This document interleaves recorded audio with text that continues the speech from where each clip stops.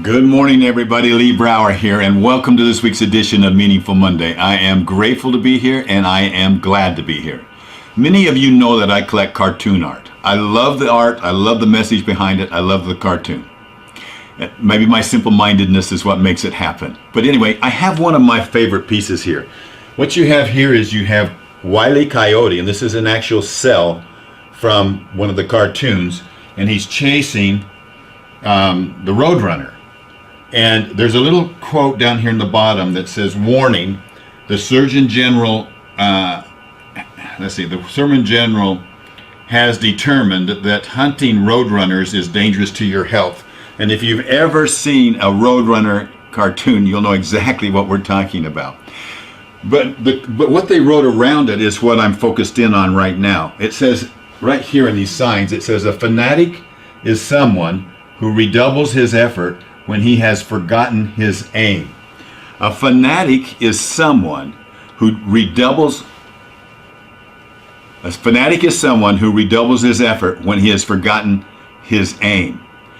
I have to tell you, I blew it this last week. How many of you saw the full total eclipse of the sun? Some of you had to travel. Many of you traveled. Some of you saw it right where you were at, but you went out and had that experience. I had Dave in my office, Melanie in my office, Ron in my office. All three of them were at different locations, but they traveled to go see the eclipse. And I thought and I was vocal about it. I said, what? Look, it's going to be 2 minutes long. The sun lines up, the moon blocks it out, and then it's over with. Big deal.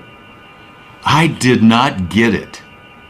Now, in talking with Melanie, talking with Dave and Ron, and others that have gone, and specifically what got me was talking to my daughter, my oldest daughter, Melody Celeste. I love that middle name, Celeste. Heavenly melody, heavenly song. Anyway, and talking to her, she's a school teacher. Her husband is extremely curious. They have two teenage boys that are extremely curious. In fact, they have their own podcast called Adventitious. I suggest you go listen to it sometime. It might bore you because they go really deep, but you might find it very fascinating too, because you get the young perspective with their dad's perspective on all kinds of things. In any event, they were loaded up. They did an Airbnb rental of a place to camp on somebody's side yard, okay? But it was the perfect spot. I mean, it was perfectly up on a hill. They could see in all directions. And they left at 2 o'clock in the morning, and they came back the next night. So they were gone all day long. So it was a big trip for them. It was a big sacrifice, and they could only take one day off of work. So I was talking to her, and I saw her get emotion. The same thing I saw with Melanie. And I was talking to Melanie, and I could see within her, and everybody that I've talked to. And as I really understood it, it was at 2 minutes of magic, of intensity, of intense being present, of an intense gratitude. See, being present is gratitude at its best. Gratitude at its best is being fully present. And they were in that moment, and I never realized that. But that alignment with the sun, the moon, the earth, and you, and being able to see God's perfectness and how he orchestrates the universe in that 2-second moment in complete and utter darkness with stars that you've never seen before. And then what really got me was the fact that they had a 360-degree view of a sunset, sunrise around them. I missed it. Totally missed it. This concept of being present. You know, we sometimes think that being present, or being grateful, let's call it. We sometimes think that being grateful is what we do after our problems are solved. But how terribly short-sighted is that? You know, we have a choice. We can choose to limit our gratitude based on the blessings that we feel we lack. But that opportunity to be present and to experience gratitude, we don't have to have an eclipse to do that. That's what I realize.